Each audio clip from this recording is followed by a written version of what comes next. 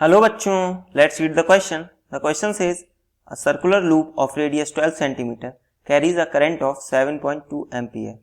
A flat coil of radius 0.82 cm having 50 turns and a current of 13 ampere 1.3 ampere is concentric with the loop. The plane of the loop is perpendicular to the plane of coil. Assume the loop's magnetic field is uniform across the coil. What is the magnitude of A, the magnetic field produced by the loop at its center, and B, the torque on the coil due to the loop? देखिए question समझते हैं। Question में क्या दिया गया है? Question में हमें यहाँ पे दिया गया है कि हमारे पास ये एक सर्कुलर लूप है, इसका रेडियस हमें कितना दिया गया है 12 सेंटीमीटर, और इसके सेंटर पे एक हमें क्या रखा गया है, फ्लैट कॉइल रखी गई है, जिसका जो प्लेन है, मान लीजिए इसका प्लेन हमारा जो हमारा पेपर का प्लेन है वही इस लूप का प्लेन है। तो हमारी फ्लैट कॉइल कैसे रखी गई, इस तरीके से, जिससे कि इसका एरिया वेक्टर हमारा कैसा है, इस डायरेक्शन में। अब मान लीजिए इसमें करंट अगर इधर फ्लो कर रहा है तो इस पे मैग्नेटिक फील्ड किधर लगेगा, इस फ्लैट कॉइल पे, इस डायरेक्शन में, आउट ऑफ द प्लेन, मतलब आउट ऑफ द स्क्रीन, हम कह सकते हैं आउट ऑफ द पेपर। अब हम बात करते हैं, इसमें टर्न्स हमारे कितने बोले गए, n, करंट इसमें बोला गया स्मॉल i, और रेडियस है इसका 0.82, स्मॉल r मान लेते हैं, और इसका रेडियस हमारा कैपिटल R। अब देखिए की कॉन्सेप्ट समझते हैं इस क्वेश्चन का। तो की कॉन्सेप्ट अगर हम समझेंगे तो सबसे पहले मैग्नेटिक फील्ड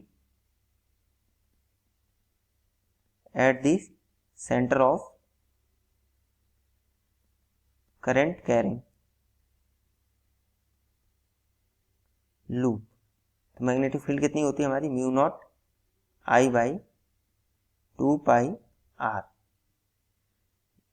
सॉरी ये पाई नहीं होता है, यहाँ पे क्या होती है 2R। तो ये होता है हमारा फॉर्मूला मैग्नेटिक फील्ड का। अब इसी फॉर्मूले को यूज करते हुए हम इस क्वेश्चन को सॉल्व करेंगे।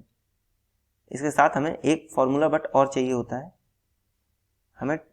अगर टॉर्क की बात करें तो टॉर्क हमारा क्या होता है, टॉर्क होता है हमारा, जैसे हमें इस पे स्मॉल फ्लैट डिस्क पे टॉर्क निकालना है तो ये क्या हो जाएगा हमारा n, इस पे जो करंट है फ्लैट कॉइल पे I, and area vector cross जो इस पे हमारा मैग्नेटिक फील्ड लग रहा है वो, तो ये हो जाता है हमारा टॉर्क वेक्टर। अब हम इसी दो कॉन्सेप्ट को यूज करते हुए इस क्वेश्चन को सॉल्व करेंगे।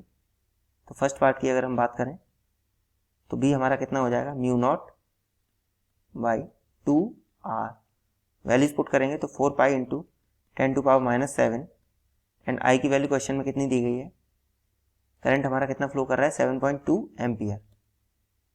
तो यहाँ पे हम वैल्यू पुट करेंगे 7.2 whole divided by 2 multiply by R, R कितना है हमारा 12 सेंटीमीटर, तो मीटर में कन्वर्ट करेंगे 0.12। तो इसको जब हम कैलकुलेट करते हैं तो ये आ जाता है हमारे पास 37.7 इंटू 10 टू पावर -6 टेस्ला। तो ए पार्ट तो हमारा आ गया, जो हमें मैग्नीट्यूड चाहिए था एट द सेंटर ऑफ, ये कहाँ पे है, B at center of loop. अब हमें क्या चाहिए, ऑप्शन बी में टॉर्क का मैग्नीट्यूड, इसका मैग्नीट्यूड, तो ये हमारा क्या हो जाएगा n। अब देखिए इसमें हमारा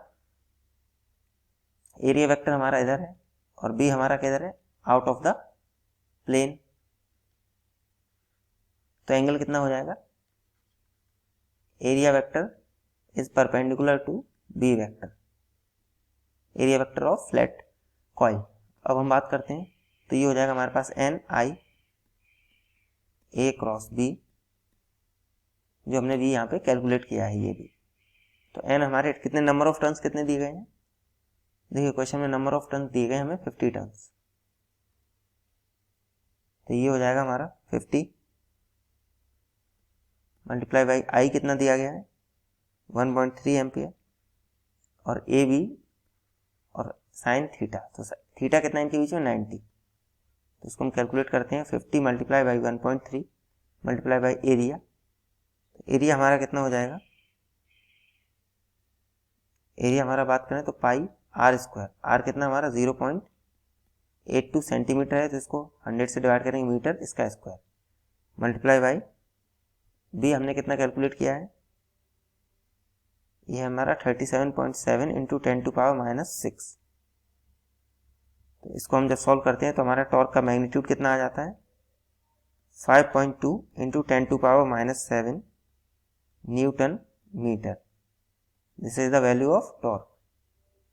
Therefore, the correct answer is the value of B is 37.7 into 10⁻⁻6 Tesla and the magnitude of torque is 5.2 into 10⁻⁻7 Newton meter. Hope you understood it well. Best of luck. Thank you.